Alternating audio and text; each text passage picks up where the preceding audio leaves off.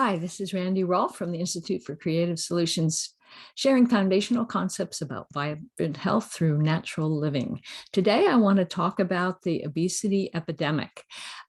We now have over 42% of adults being obese, and just 20 years ago, it was less than 30%.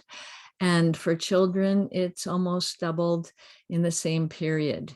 And it's a problem. It's a very serious problem because 80% of cases, it indicates some serious tendencies towards degenerative disease.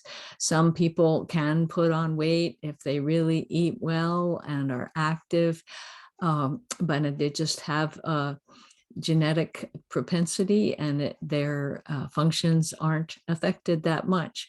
But at least 80% of those that are obese, it's a sign that they're tending towards diabetes, cardiovascular disease, even cancer or dementia or autoimmune diseases or universal inflammation. So it's not a good thing. And what traditional medicine tends to think is that it's just overeating, that everybody in the 70s started overeating and not exercising enough. Okay, sure, we have a more sedentary lifestyle and we have food everywhere 24/7, and that is a problem. But why do we overeat? It's because we have cravings, we have energy drops, and it's not that we're just weak-willed and just gorge ourselves and refuse to exercise. There are many deeper things that are happening. And a recent series of articles in the Biochemical Pharmacology Journal have clarified that there's a number of environmental contaminants in our food, our water, even our air, our clothes, our washing machines, and the personal products that we put on our skin that have what they call obesogens in them.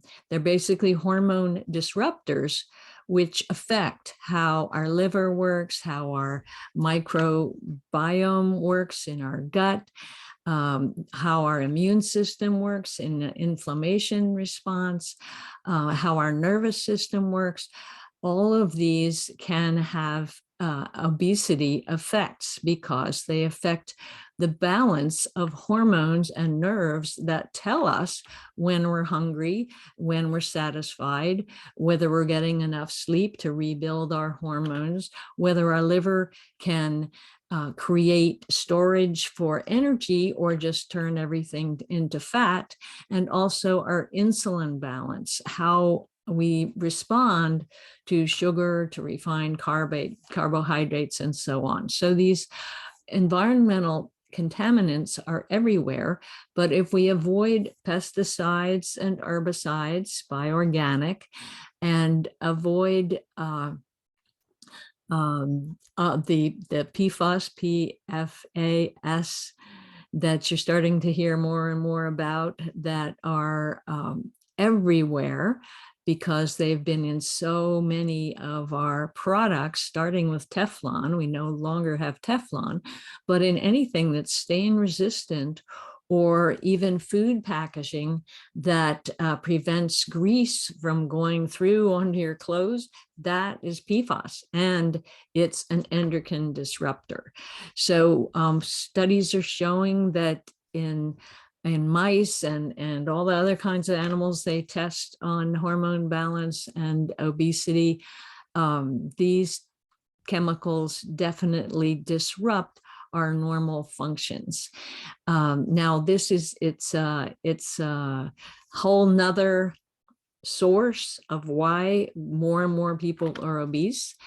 There's still very, very little public awareness that processed foods are the main thing that's disrupting our signaling about our appetite and our energy level, and whether we build extra fat into our fat storage cells.